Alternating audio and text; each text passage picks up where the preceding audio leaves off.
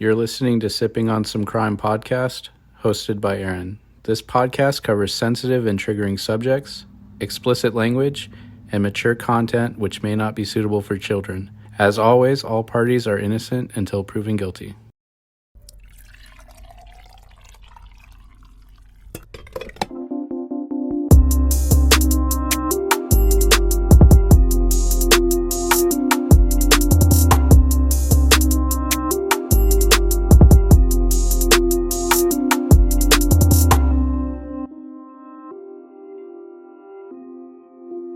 Today, I will be covering the complicated case of Cecil Wells.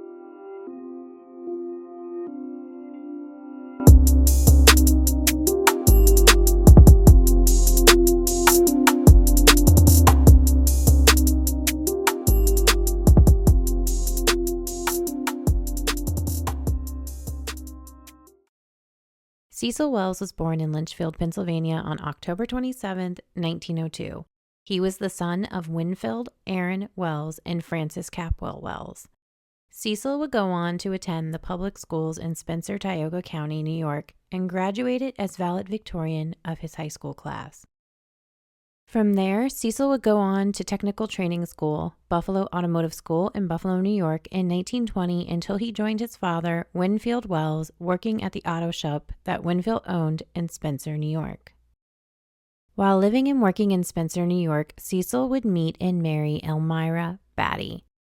Their wedding was on December 25, 1920 in Geona, New York. Cecil and Elmira would go on to have 3 children. Their first daughter, Phyllis Evelyn, was born December 27, 1921. Their second-born, a son, Clayton Edwin, was born November 30th, 1923.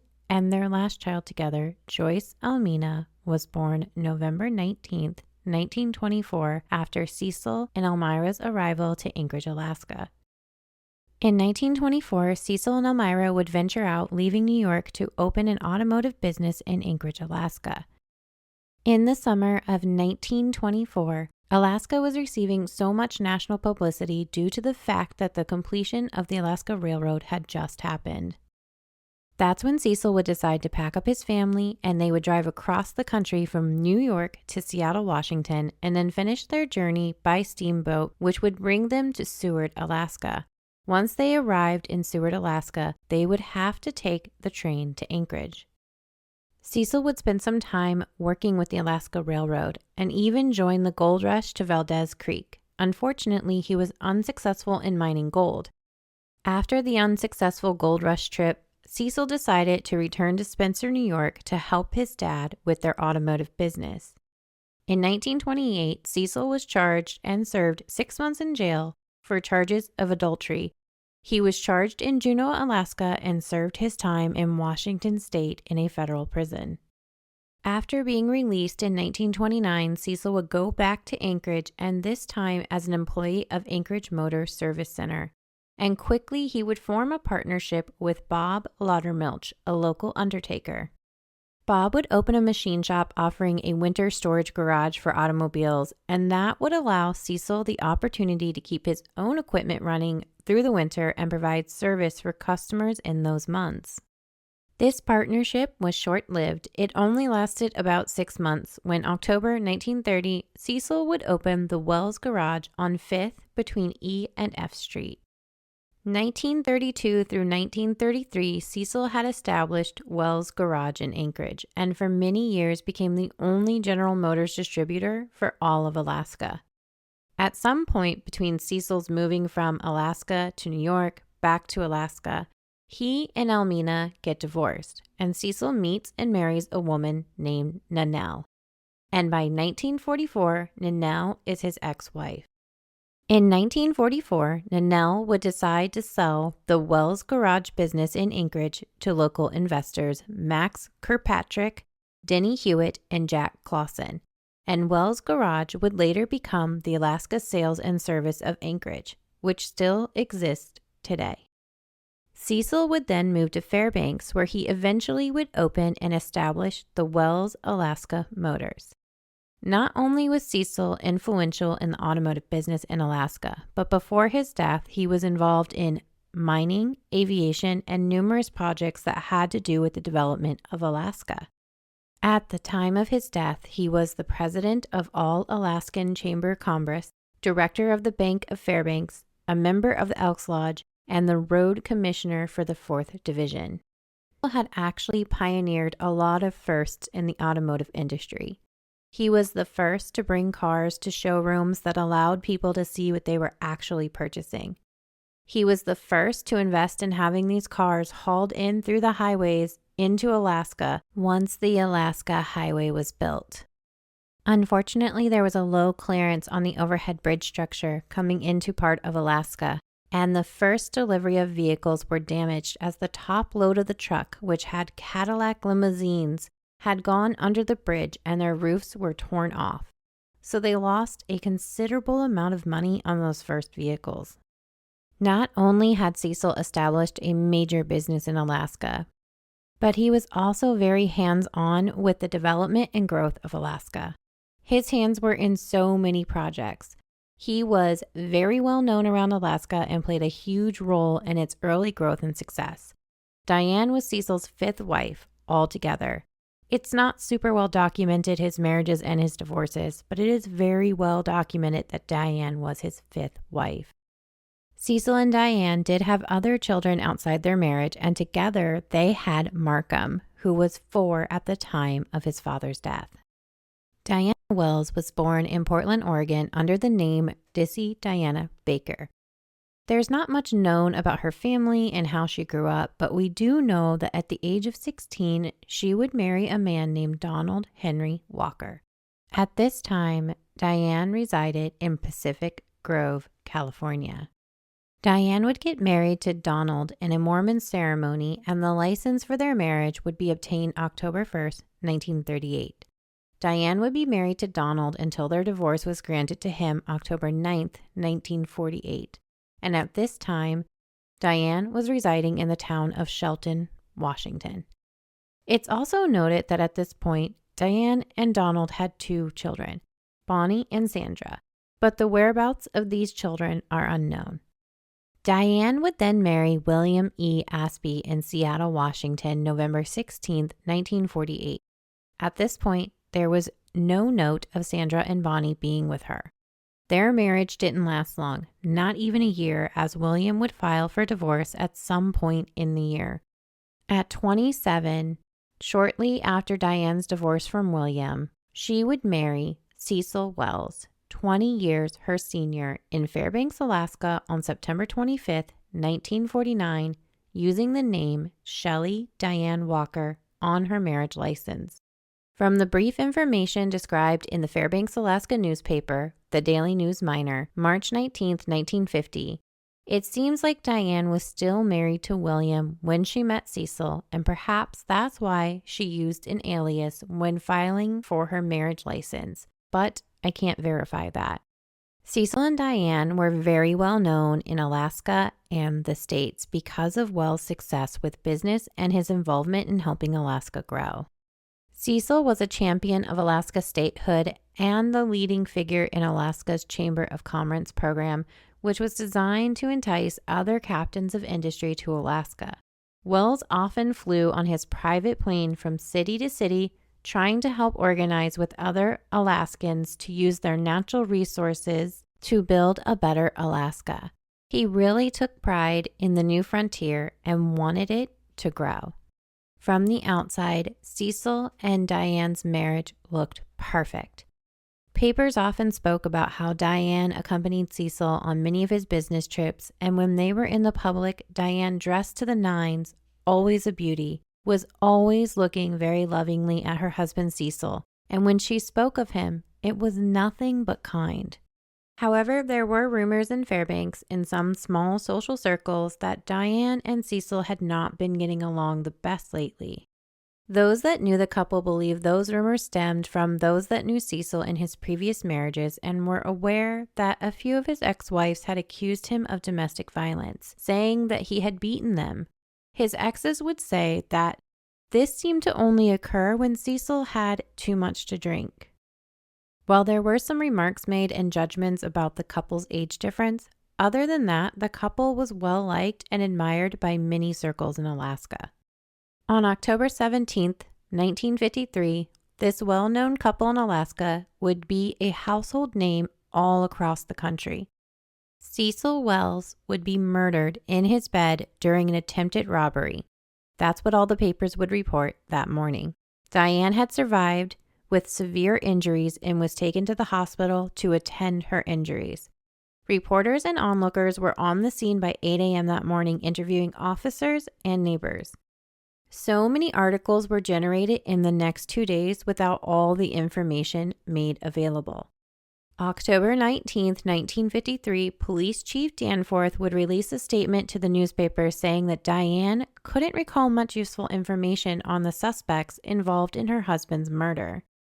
Diane would tell Chief Danforth that she was so startled and shocked to be awakened by two strange men in her house in the middle of the night that she didn't get a good look at their faces. Diane said she had awoken that night with this deep feeling of fear to see a man standing on the opposite side of the bed from her. While she didn't get a good look at his face or his eyes, she remembers that he was wearing a quilted jacket and that he was around medium height and well built. As far as the second intruder, she said that she was completely paralyzed by fear by bumping into him when she was running to get help. Diane says that intruder quickly put a gloved hand over her face, telling her not to scream or they would kill her. And that's when she was struck by the first pot with flowers in it. She remembers the second flower pot coming towards her face, but she doesn't remember the impact. She just remembers waking up bloodied on the floor and it being lighter in the room than before.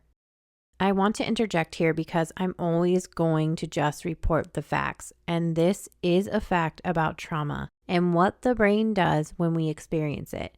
And I feel it's important to bring this up right here and right now, because as I continue to read through the newspaper articles, I feel like this needs to be said. We need to talk about traumatic events and what trauma does to the mind. We are still just learning how the brain experiences and protects us from trauma. So back then, I don't think we even really were familiar with the word trauma when it came to our brains. This is what can happen when we experience trauma. Trauma can shut down the episodic memory and fragment the sequence of events. The hippocampus is responsible for creating and recalling episodic memory. Trauma can prevent information like words, images, sounds from different parts of the brain from combining to make a semantic memory.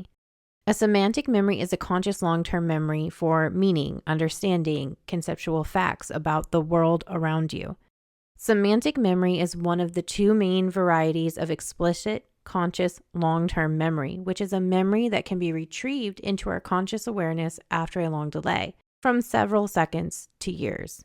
To put it plainly, you can experience something traumatic, and to protect you, your brain can not only black out the memories altogether, but distort and reorganize the events, people, places, sights, smell, and so much more.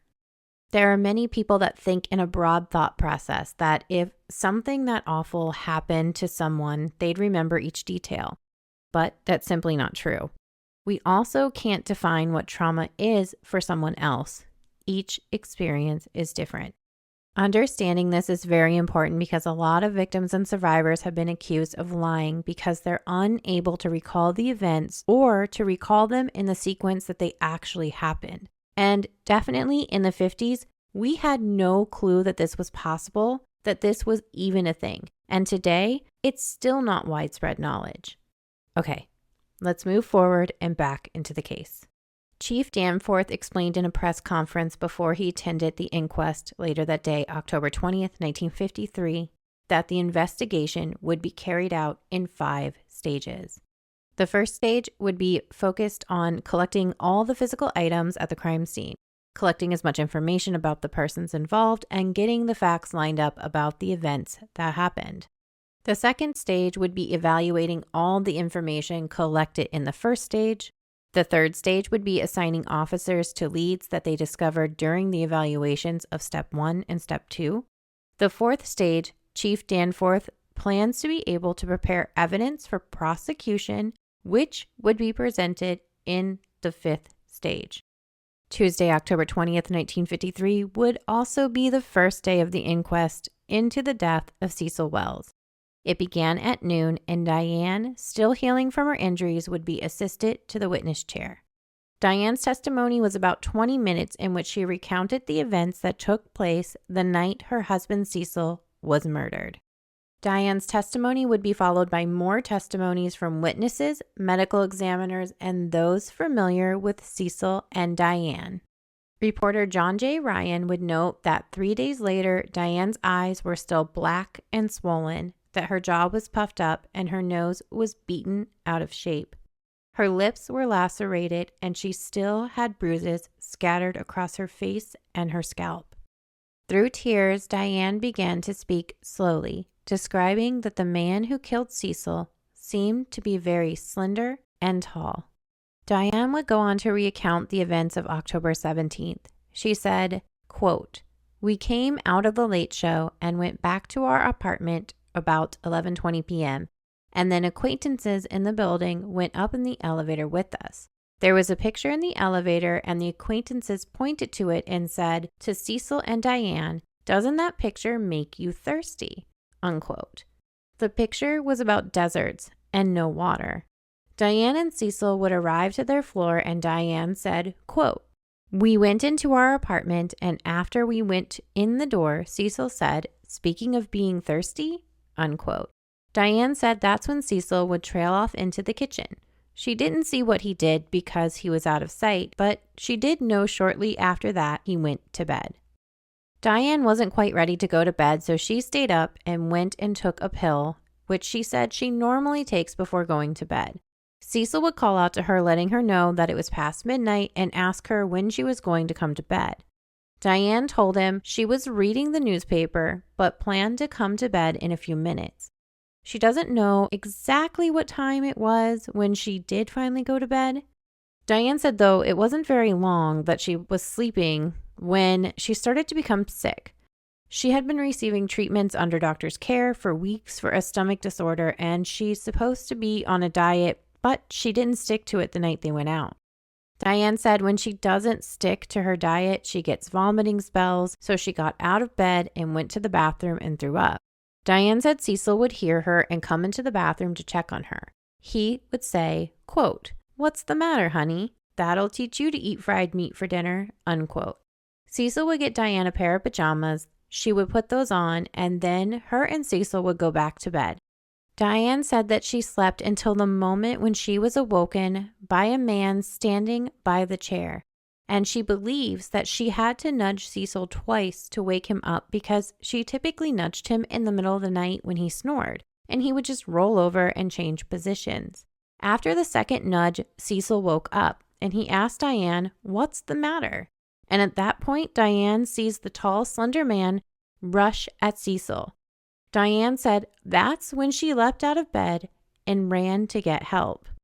Diane says she doesn't make it very far because as she's running to the front door, she bumped right into the other man standing in her front room. She said he too was very tall, but also very heavy. Diane decided at that moment she didn't see much of a chance of getting around him. And anyway, right then, he put his arms around her and with a gloved hand covered her mouth and pulled her real tight into him. Diane said the man half spoke, half whispered, "Shut up or I'll kill you." Diane said the man then changed hands, placing the other gloved hand over her mouth. He grabbed a flower pot, swung it at her, and hit her in the head and the side of her face. At this point, she began to feel faint, but the man held her up. She saw him reaching for another flower pot, and the next thing Diane remembers is being on her knees, on the ground, bleeding, and it seemed brighter in the room, and now she was alone. Bloody and bruised, Diane would make her way to the neighbor's door and begin pounding. Alice Orawood would open the door to see Diane with crusted dry blood on her face, bruised and battered, screaming to phone the police and to get a doctor. Within minutes, police and ambulance had arrived, and Diane said she begged them to take Cecil to the hospital. But for some reason, there was no urgency for them to do that. They wouldn't outright say that he was dead. They just kept telling Diane it was too late. Diane's face was badly beaten, and the ambulance and police wanted to get Diane to the hospital and get her some help. She kept screaming at them to help Cecil, and they eventually forced her on the stretcher, taking her out against her will to get the much-needed medical assistance at the hospital. Diane didn't want to go to the hospital. She wanted to help Cecil. So she tried calling Dr. Hagland, but he wasn't home. She started calling friends trying to get someone to come over and help, but eventually police and the ambulance made her go to the hospital. John Madsen and Marv Rum from the fire department on the ambulance shift that night said when they arrived, Diane was beaten so severely they phoned a doctor over right away. Dr. Donald McLean would arrive to assist the ambulance drivers with urgent care for Diane. The doctor determined Diane needed to go straight to the hospital for more care. Dr. McLean would head to the bedroom where he was able to quickly rule that Cecil had already perished. As the ambulance drivers were trying to get Diane out the door to the hospital, Diane would again plead with them and the doctor to please take her husband first because he needed more help than her. Once Diane was checked out of the hospital, investigators would again question Diane about the intruders. And she said she specifically remembered that both intruders wore jackets, not coats, and she wanted to make that very clear. She again reiterated that the man that first approached her and Cecil was very tall and slender, and that the man that beat her was also tall but fairly heavy, and she had a definite impression that the man who grabbed her was a white male. Diane was convinced that this wasn't the first time that someone had been to their home. Both Cecil and Diane had noticed little things in the weeks leading up to the 17th. One thing that Diane had pointed out was that Cecil and Diane had a picture that hung on the entry door on the adjoining unit, a door that the family never used.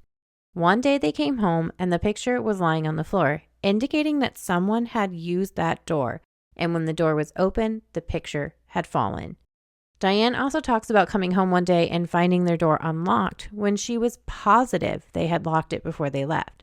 Diane told investigators that she knew that the lock on her apartment wasn't pick-proof because one day she was locked out and the local locksmith let her in under 20 seconds. Dr. Paul B. Hagland would be next on the stand to deliver the report of his medical examination of Cecil Wells. Dr. Hagland would say, based on the content of Cecil's stomach and other indications, that his death was most likely in the early morning hours of Saturday before 6 or 7 a.m. He said, based on the powder marks on Cecil Wells, that he was most likely shot from close range. Next to take the stand was a former wife of Cecil Wells, Ethel Granite.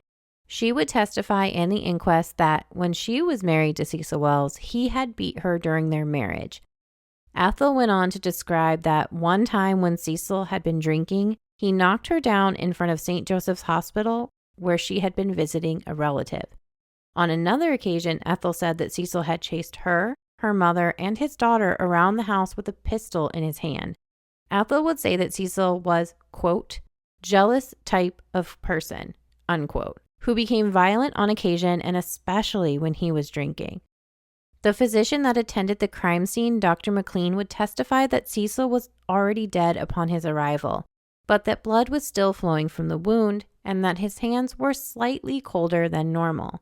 This testimony would later be refuted by Chief Danforth, claiming that Cecil's hands were cold with a pale pallor of death setting in and the wound had already coagulated. Chief Danforth would also testify in his opinion upon arrival at the scene that Diane was not hysterical. He said she wasn't screaming or crying or shouting, which is typically, in his mind, associated with hysteria. Chief Danforth would also describe Diane's state when she arrived as agitated. He would say it was the only word he could use to describe this, in his opinion, what state of mind Diane was in when he arrived. Chief Danforth would also go on to explain that Diane also smelled of alcohol and that they didn't see any foreign matter or dirt on her face or her body. The dirt that would normally be associated with flower pots wasn't present at the scene. However, on the afternoon of October 17, 1953, Chief Danforth would tell the Fairbanks Daily News that when he arrived on the scene that morning, the police found smashed flower pots, dirt, and broken flowers on the floor, and that was the only sign of the struggle that he saw. He also noted that there was dried blood trailed to the door and hallway, which he believed belonged to Diane and was from when she was crawling to get help from her neighbors. Chief Danforth would also tell the local papers that afternoon that he didn't believe the motive was robbery, even with Cecil's wallet found empty in the hallway, because there were still too many valuables remaining in the house that they could have taken. In total, 18 witnesses were called to testify for the inquest, to include 3 that were asked to come back and testify for a second time. Diane, Chief Danforth, and Alice Orchwood would all be back the following day for more testimonies. At one point during the inquest, juror Joe Simon asked that the courtroom be cleared of spectators, but his request was denied by Ladessa Nordale, who was conducting the inquest. This was the murder of a very powerful, influential man in Alaska that at the time really was the last frontier, as it still wasn't a state yet. Alaska wouldn't be granted statehood until January 3rd, 1959. This was highly publicized and sensationalized case not only in Fairbanks, but throughout all of the United States. Alaska was still such a mystery and a strange, dangerous venture to people back then. So to have the murder of this man who was well known as someone conquering Alaska successfully and had a well-off family in the States, it created a media frenzy that would swarm the lives of not only Diane, but anyone close to her. I just want you all to understand the amount of spectators that were attending these inquests and court dates, and why this juror felt so overwhelmed by their presence. Cecil's funeral would be held Wednesday, October 21st, 1953 at 2:30 p.m. Cecil's services were held at the Fairbanks Memorial Chapel. Viewing began at 10 a.m. to 1 p.m. for the general public, 1 p.m. to 1:30 p.m. for the employees of Wells Alaska Motors, and then private services for the family. Cecil was flown to Anchorage after the services, where he would finally be laid to rest. The district attorney at the time, Ted Stevens, and if you're from or lived in Alaska at some point, you know the name because it's on everything. Stevens decided at the time to take action against Chief Danforth and force them to work with federal officers to take part in the Wells investigation. Stevens said at this point the city police chief and his team had been solely the ones handling the case, and they had not reached out to the marshals or territorial officers to help with the investigation. Stevens said that under the federal law, officials did have jurisdiction to be involved in the Wells case. During the initial investigation, it was discovered that Diane was missing jewelry. She reported it right away. Most of it was costume jewelry, but there was one red precious stone in a heart shape that was missing. Diane had also checked the end table that had a secret hidden drawer with a checkbook and cash in it. And when she popped that drawer open, the cash and that checkbook was gone. Diane said it was around $1,000 in cash. Investigators had noted that when they arrived on scene, they did find Cecil's wallet empty, lying outside the apartment in the hallway. Chief Danforth would suggest that Diane, while she was healing, check the house again for this precious jewelry because she had been in so much pain and had gone through so much that maybe she had just simply missed it in her search. Chief Danforth and his team, upon the examination of the Wells bed, was able to determine that the ejected cartridge, the slug, was found in the pillow under Cecil's head. They determined that it was an automatic pistol that was used, but was not found in the apartment during the search. Chief Danforth's investigative team didn't just search the scene, they thoroughly went through that apartment looking for any clues of the weapon used to murder Cecil, going as far as pulling down light fixtures and removing the stove, only to find a large target pistol and a rifle, but not the gun that would have delivered the fatal shot to Cecil. At this time in Alaska, there were no required registration for guns, and Fairbanks was beginning to see more and more small handguns. They carried a heavy punch and now were circulating in town. Investigators felt at this point it was going to be virtually impossible to trace down this weapon, let alone who owned it. The Wells had 2 apartments essentially rented in this building, and one of the apartment doors is 814. And that's the door that Diane explained that nobody ever uses, so when you came up to the apartments, you saw both doors, but the Wells only used one as their entrance. Door 814 is where they hung the photo that Diane explained was on the floor the previous week when her and Cecil had arrived home from their outing. When officers first arrived at the scene, they also took note that the picture on 814 was still on the door, but it was slightly to the side, like someone pushed it or it swung when someone opened the door. A door that nobody, including Diane, could produce keys for. The main door to the Wells apartment had not been tampered with, so investigators asked Diane how many people had keys to the door. She told them she knew management had one, her and Cecil had one, and then there were maybe 2 or 3 other ones out there for family. Diane estimated about 5 keys in total to their main entry door. Diane also couldn't be positive that her and Cecil had locked the door the night when they came home. Within a few days of Diane's release from the hospital, the police investigation and the public, who just days prior was very concerned for her well-being and offering condolences and support, suddenly began focusing on the possibility that Diane was involved in her husband's murder. And this came from rumors that Diane was possibly having an affair with Johnny Warren, a jazz musician that worked at the local club. It would be a few weeks into Chief Danforth's investigation that it would go from seeking the 2 unknown intruders to the fingers being pointed at Diane and Johnny Warren. Once investigators felt like the affair was more than a rumor, they took a deeper dive into the scene. Chief Danforth would determine that the fatal shot that killed Cecil was done from Diane's side of the bed.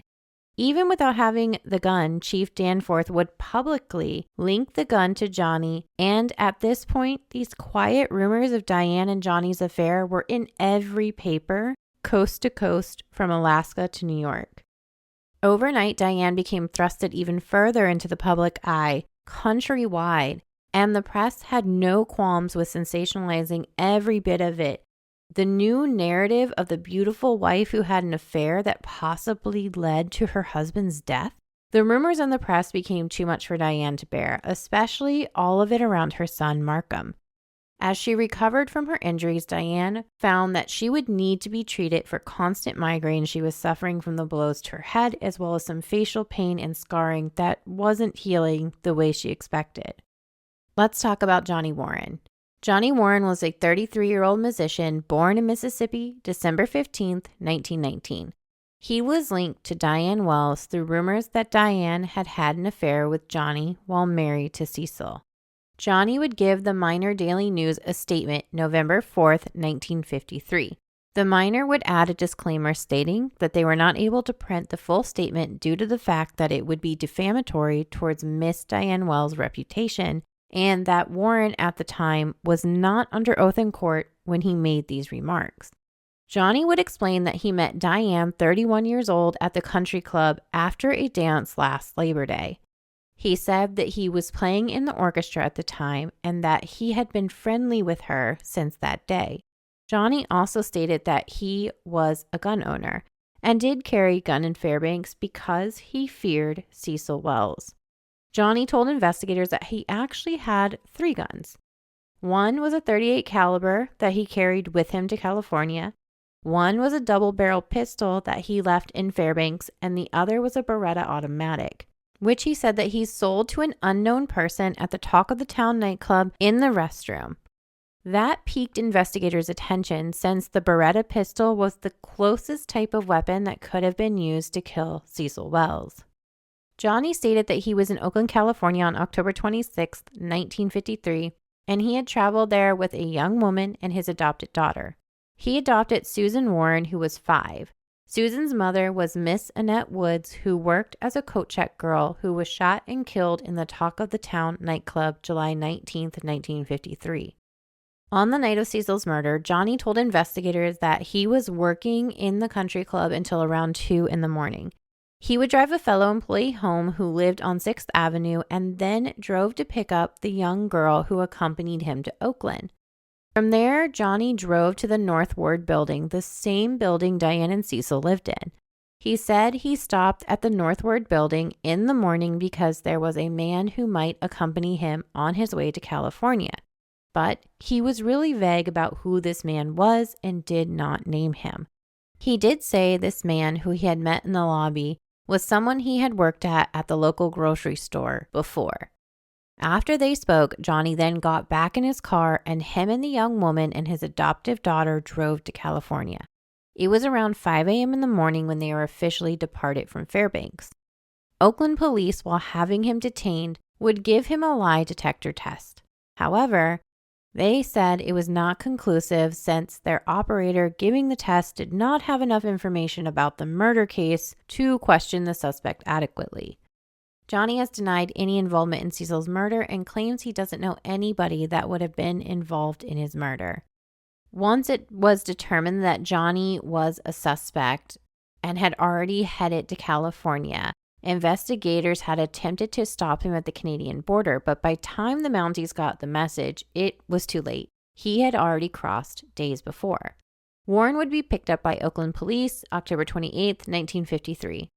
Johnny would tell the Oakland police officers the last time that he had seen Diane, who he was, quote, friendly with, unquote, it was on her stairwell of the Northward building on Thursday, October 15th at 10 p.m., 2 days before Cecil was murdered. At this time, Oakland had to release Warren since they had no official charges from Fairbanks to hold him. Johnny would agree to sign a statement of the information above for Oakland officers. However, a few days later, more evidence was introduced to the grand jury in Fairbanks, and they brought secret indictments against Johnny as well as Diane. And that's when Fairbanks would reach back out to Oakland police to assist in Johnny's arrest and have him extradited back to Fairbanks. Tuesday, November 3rd, 1953, Diane and her son Markham would be stopped at the Seattle-Tacoma airport when she off-boarded a Pan American airline flight which had left Fairbanks that morning at 10:40 a.m. Federal marshals would greet her as she was deboarding the plane, and Diane and her son were both taken to the local jail. As Diane was walking out with her son after being apprehended by the federal marshals, she was crying and visibly upset. When Diane and her son arrived at King County Jail in Seattle, 4-year-old Markham played happily on the floor, not really understanding what was happening around him. Diane's son was released later that day to the custody of Wally Aiken, the Wells estate attorney in Seattle. Local investigators in Fairbanks knew before Diane boarded the plane on Tuesday that she was leaving, but at the time they didn't have the power to stop her. However, while she was on her flight on the way to Seattle, a grand jury returned secret indictments against Diane Wells and Johnny Warren. That's when the district attorney was able to put in warrants out for their arrest and telegraph those orders to the departments in Seattle and Oakland to assist with their arrests. At 9:30 a.m. Wednesday, November 4th, 1953, Diane was arraigned before the U.S. Commissioner John A. Burns as he read out portions of the secret indictment against her. Diane would be formally charged with first-degree murder of Cecil Wells. Diane would address the charges saying, quote, I previously gave a full statement to proper authorities in Fairbanks and testified before the coroner's jury. I do not wish to make another statement at this time, unquote. Reporters said that Diane was pale-faced and weeping and visibly nervous. December 8, 1953, Diane would leave Fairbanks on bail to Los Angeles to undergo special medical treatment for her migraines. She says she's been suffering horrible headaches since she was beaten by the intruders at the time of her husband's murder. Diane continues to insist that she is innocent of her husband's murder and that the proof of her claim should be in her injuries and her lasting scars as she points to her eyebrows and says, quote, I have to hide the lumps of scar tissue with these long eyebrows. That's where they hit me. I have a lump on my mouth here too, unquote. Diane went on to say, quote, I need medical help to get over the effects of the beating I suffered when my husband was killed. I have headaches now I never had before. I wasn't hurt any place except on my head, not on my body or arms or anything like that, unquote. December 11th, 1953, Diane would tell the Nome Nugget, Alaska newspaper when arriving in Los Angeles on Thursday that she was there to rest in a warmer climate before her trial began. Diane said, quote, my husband and I always came here for the winter and the trial won't be until February or March, unquote. Diane again would reiterate that she was innocent and once again deny that her and Johnny Warren, the jazz drummer, ever had a love affair.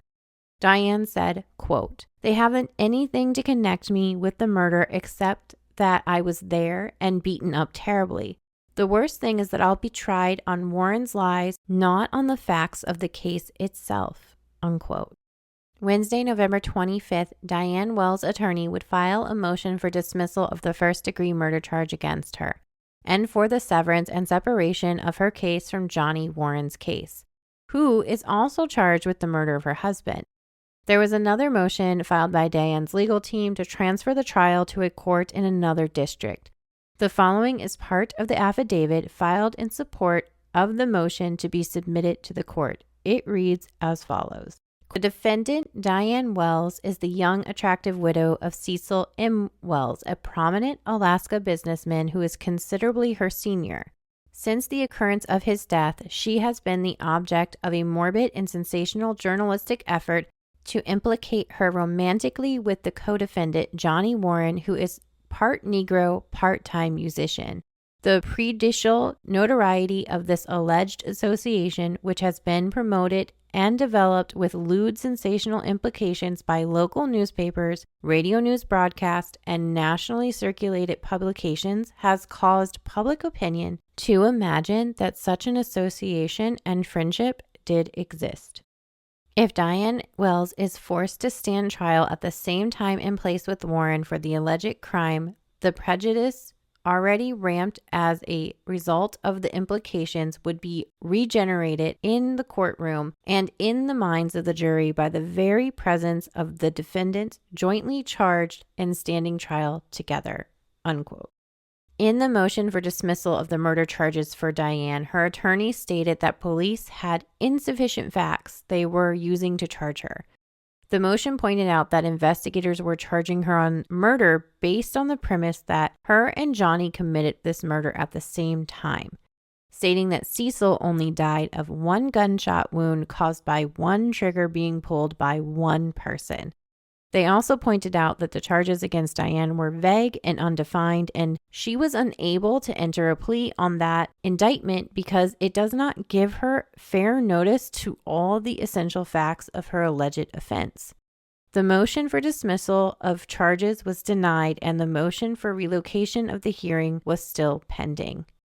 November 25th, 1953, the Nome Nugget reported that U.S. Marshal Francis Worth told Oakland police and reporters that he didn't believe that Johnny pulled the trigger.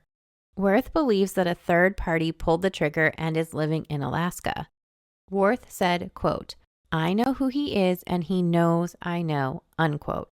When it comes to Johnny, Worth said Johnny is, quote, "maybe innocent of the actual shooting, but he is apparently holding back evidence, probably protecting someone else," unquote.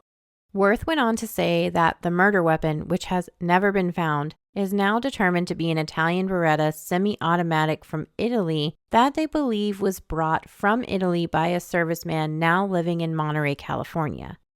Worth said at the time that he knew that Johnny was nervous about heading back to Fairbanks because Johnny said to him, quote, "because there is a lot of feelings against me there," unquote. Johnny said his goal when he arrived in Fairbanks is just to clear his name, and he'll help the police in any way he can. As more and more detail would be released to the papers about the investigation and crime scene, this only added fuel to the fire of the media frenzy surrounding the case. Dr. Paul Hagelin would release the autopsy and his findings indicating, based on Cecil's food digestion, that he most likely died around 2 a.m. in the morning. However, it wouldn't be until 7 a.m. that Diane would crawl to the neighbor's door asking for help. Police would also report that when they arrived, the apartment was impeccable other than the 2 broken flower pots on the ground, and that there was a pressure cooker covered in blood as well as one of Diane's shoes. Investigators tell local news that they cannot fit the shoe or the pressure cooker into the crime scene because Diane didn't mention it, and they didn't understand why those 2 objects were there because they were so out of place. Basically, they completely dismissed them and omitted them from the scene because they couldn't place them. Throughout time, over and over again, Diane's story of the events that happened that night never changed. Johnny, no matter how many times he was questioned over and over again, would admit to the affair with Diane, even telling the Memphis press, quote, "Sure, I got mixed up with that woman, but I didn't have nothing to do with killing that man. Nothing at all," unquote. Johnny would deny having any involvement with Cecil's murder time and time again. Johnny was open to speaking to all the press. Whether it was newspaper or radio news reporters, Johnny would go into detail about how he met Diane. Johnny told reporters he had been living in Alaska off and on since 1949, and it would be Labor Day 1953 that he says all his big troubles began.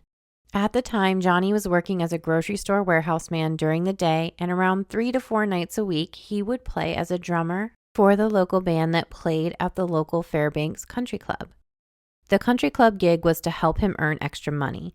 Johnny would say it was the night of September 7th, 1953, when Diane, who was dancing with her husband, glanced over Cecil's shoulder, giving Johnny a flirty eye.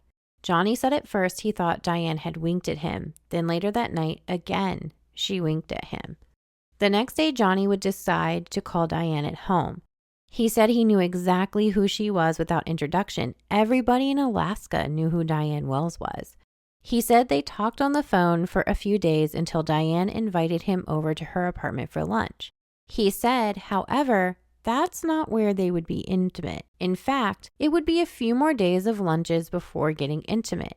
When they did decide to take it to the next step, it would be later at his friend Kenny Wadsworth's place, a guy that played in the band with him at the club. Johnny himself was married to Clara Ann Warren, 30 years old, who was an accountant in Fairbanks. Johnny said October 16th would be the last day that he saw Diane, and he told her that he was heading back to California in the following days because he was having trouble with his wife. He said he was going to California to see his sister. Johnny said on the 17th that night he went to the club like he typically did around 9:30 p.m. He received a call from a man asking if he was the same Johnny Warren who was driving to Oakland the next morning and if he would like a paying passenger. Johnny said he arranged to meet this man at the North Ward building in the lobby between 2 a.m. and 4 a.m. Johnny said he did arrive later to the North Ward building. He looked around the lobby, but when he arrived, he said, quote, "All I saw was some man in a white coat like a butcher or baker, you know. But he just looked at me and didn't say anything, so I knew he wasn't the man," unquote. Johnny would go on to say that he waited a while, but then he had to get going because he had another passenger that wanted to ride to Oakland, and he had to go pick up his daughter, Susan. Johnny said he picked up his daughter, Susan, and made a bed for her in the back seat of the 1949 Pontiac sedan that he had bought from Cecil Wells' car lot in Fairbanks. Johnny said then the three of them took the Alcan Highway to the States. Johnny told police officers he knows that he was in North Ward building in the lobby between 2 a.m. and 4 a.m., but says he had no clue that upstairs in the apartment that he once had lunch with Diane in, that she was being attacked and her husband was being murdered. In fact, nobody in that building had any idea that this was happening. No neighbors heard anything until Diane crawled down the hallway, pounding on her neighbor's door, yelling for help. After Diane's arrest in Seattle, police state that Diane had used several names before she had married Cecil. They included Diane Walker, Diane Aspel, Diane Aspie, Diane Clark, Diane Monk, and Shelby Diane. Records would also show that Diane was arrested December 19, 1949 in Seattle on first-degree forgery charges in connection with bad checks, but the case was dismissed just 3 days later. That was the extent of her record. The extent of Johnny Warren's record was clean before his arrest in Oakland under the indictment of murder charges of Cecil Wells. It would be discovered by press and investigators that May 26, 1953, Cecil's will would be updated to bequeath all of his assets to his wife Diane and their son Markham, and this discovery would just add fuel to the press coverage. December 3, 1953, bond was granted for Johnny and he was released on a $5,000 bail. For officials, it was the perfect timing because they were having some issues at the federal jail where Johnny was being held, which were causing a lot of concern. Johnny was having issues with another inmate in a small jail who was charged with first-degree murder of Annette Woods, the 32-year-old coat check girl who was shot in the Top of the Town nightclub last July. His name was Donald Pratt. Police said when they arrested Pratt on the murder of Annette, he muttered a complaint that she had been keeping company with another man. It would be Warren who then adopted Susan, Annette's 5-year-old daughter. Apparently, this was causing quite a commotion in the jail, and they were concerned for both Donald and Johnny's safeties. So when Johnny was released on bond, at least this calmed down that situation. At this point, Diane was out on bond as well, and on December 8th, 1953, Diane would book a flight to California with her son, Markham, with her plans to return in the spring for the trial. Up until this point, the motion to dismiss the charges against Diane was denied, and the motion about having the trial moved was still being delayed. Now, due to the fact that they only had an estimated trial date at the time, Diane's plan was to rest and seek medical treatment for her injuries that she was still suffering. It was reported within a few weeks after the inquest that investigators were looking for a third suspect, but at some point they must have dropped either the idea that there was a third suspect involved or just stopped looking for the third person and just solely focused on Diane and Johnny. Diane officially arrived in Los Angeles December 10th and told reporters that she was going to rest in warmer climate before her trial begins in the spring, and that she stands by what she's been saying the whole time, that she is innocent and she is confident she'll be acquitted.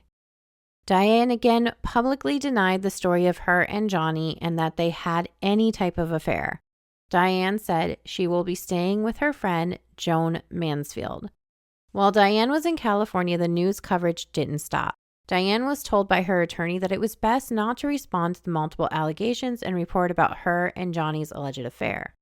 While Diane was trying her hardest to distance herself from Johnny and any implications of an affair, Johnny continued to do interviews with papers and radio news all across the country, discussing his and Diane's alleged relations, sharing more and more details with each interview. As consistent as Johnny was about his and Diane's affair, he was just as consistent about Cecil's murder and that him and Diane had no involvement and that he didn't know anyone who might have been involved. Diane was really struggling with all the coverage, especially how it was impacting her son Markham. Bill Columbani, a dance instructor who owned a dance studio in the North Ward building and a good friend of the Wells, would sell his dance studio and move to Los Angeles shortly after Diane arrived in Los Angeles. At this point, the trial was tentatively scheduled for April 5th, 1954, and Diane was leaning on her friend Bill for support and friendship. I'm sure having a friendly face that knew her and Cecil and believed her innocence was something that helped her get through the days leading to the trial. At first, when Diane and Markham arrived in Los Angeles, they stayed with her friend Joan. However, in February of 1954, Diane would move her and Markham to the Drake Hotel in Hollywood. Joan had noticed that Diane's mood had shifted dramatically as the time went on. Joan said she checked on Diane constantly and noted that as the days went on, Diane became more and more, quote, despondent, unquote. She said Diane told her she was afraid a conspiracy was being plotted against her. Diane told Joan that they were, quote, out to railroad her into a murder conviction, unquote. Friends of Diane's in Fairbanks, who had also been receiving letters from Diane, also noted in the past few weeks that Diane was becoming more and more despondent as the weeks went on. Joan was so concerned that in the first weeks of March, she would go to the Drake Hotel where Diane had been residing and ask the staff to watch over Diane and check in on her because her friends were concerned about her. On March 8th, 1954, Diane would slip out of the Drake Hotel without the staff noticing, and she would check into the Plaza Hotel under the name Doris May. The next morning, the Plaza staff would find Diane lying in her bed, motionless, with a note beside her addressed to Bill. There was an empty bottle of sleeping pills lying next to her, and first responders would declare Diane deceased by suicide. There would be a second note discovered in Diane's room, and the note read, quote, "For one thing, I am guilty too, forever seeing Warren. If Warren is guilty, one thing is for sure. Cecil is dead, and I must be the cause of it one way or another," unquote. The note was signed with a large D. Bill would be the one to identify Diane at the police headquarters. He had arrived with Joan, who spoke with investigators about Diane's state of mind since moving from Joan's apartment in Los Angeles to the Drake in Hollywood in February. Bill also told investigators that Diane had threatened suicide many times and that he had taken her sleeping pills away from her before in the past weeks. On the desk next to the bed in Diane's Plaza Hotel room lied an incomplete note addressed to Bill. It read, quote, "I had 30 of them, 20 in my bra. I'm happy and relaxed. It's not," unquote. The letter was incomplete. Investigators believe the pills took over as she was writing. The note lying next to her was in an envelope addressed to Bill, and it read, quote, "Thanks for being such a wonderful and loyal friend since my trouble. I mean it, and especially thanks for going out of your way so much for Mark. I won't need this on my last trip. God bless you," unquote. Another note found was addressed to Miss Clara. It read, quote, "Dear Clara, they can say what they wish now, and I can't object, but they would have anyway. I'm deciding this is no worse for Mark than the terrible widespread publicity of this trial, which is sure to crop all of his life. This will be less publicity and over sooner," unquote. She went on to say that she leaves guardianship of Markham up to the Wells family and that Diane and Cecil had wished that in the event of their deaths for Cecil's sister Edna, who was living in Fairbanks, to take custody of Markham, as she's been very devoted to him. Markham would stay in the Los Angeles nursery school until March 10th when Edna was able to arrive to LA and take Markham back to Fairbanks with her. By March 12, 1954, coroners were reporting Diane's death and cause of death as suicide, and though they were still waiting on the toxicology report, they were confident that the cause was the sleeping pills. Markham's custody would come up for a debate between what Diane wanted in her last moments, the Wells family members, and friends of Diane's. The decision was made to look back for any wills by Diane and Cecil and use that to help determine who should have custody of Markham. All of Markham's financial needs would be met by a monthly trust fund payment of $2,000 a month, which today would be equivalent to around $24,000. March 12, 1945, Ted Stevens would also announce that due to Diane's unfortunate and tragic death, that they would be taking Johnny and Diane's trial off the calendar, and that for now Johnny's trial was postponed until further notice as they were not able to give a possible day and time. The headlines read that Johnny may never be tried for the murder of Cecil Wells. Bill, Diane's good friend, would be charged in 1954 with perjury testimony. Investigators stated that Bill had come to them with false statements about Johnny in hopes to get attention diverted off of Diane. Bill would go to trial and be found guilty in 1955 and would be sentenced to 3 years with suspended time and serve 60 days in the California penitentiary. Johnny would be questioned over and over again throughout the years. He stood firm that he and Diane had had an affair, but they had nothing to do with Cecil's murder. Ultimately, Johnny would never stand trial for Cecil's murder. Time would eventually swallow this case and no resolution was ever sought. Was Diane just another victim, or was she consumed by the guilt in her husband's murder? There's so much more to this case. The amount of news articles related to this case is just overwhelming. And I'm sure there is information out there that is not in the news articles, but I did build this case solely from newspapers because I wanted to report fact, and for fact to be the narrator of this case. Thank you again for tuning into another episode. I know this was a long one with a lot of information, so thanks for hanging in there. If you are listening on Apple or Spotify, please make sure to hit that subscribe button and leave a review to help other listeners find these cases. Don't forget, when you see those missing and murdered posts on social media, to hit share, like, and retweet. Every time we share a face, we get closer to solving a case. Until next time.